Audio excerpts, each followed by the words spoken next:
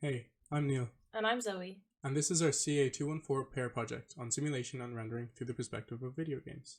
So, rendering and simulation, what are they? Simulation and rendering are the backbone of every video game that has or ever will be created. Rendering is how we bring the images and scenes onto the screen, and simulation is how we make these experiences realistic. So, broadly speaking, simulation is implementing real life mechanics into a digital medium.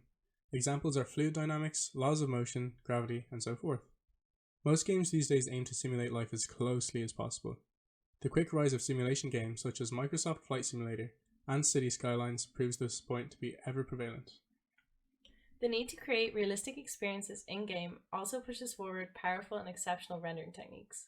Rendering is what makes our games beautiful. It tells light how to reflect on models, surfaces, liquids, and more. It creates our sense of immersion hand in hand with simulation.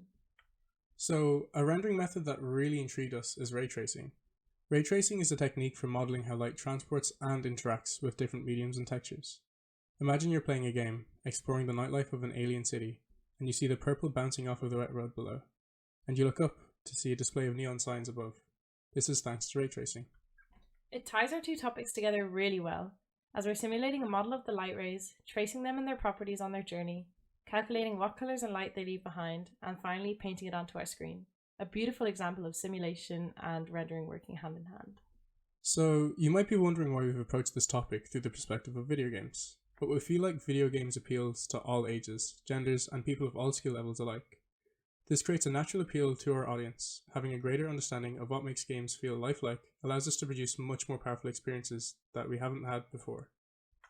Thanks for listening. We hope this short insight into rendering simulation was intriguing. Below we have our sources and some further reading on the topic.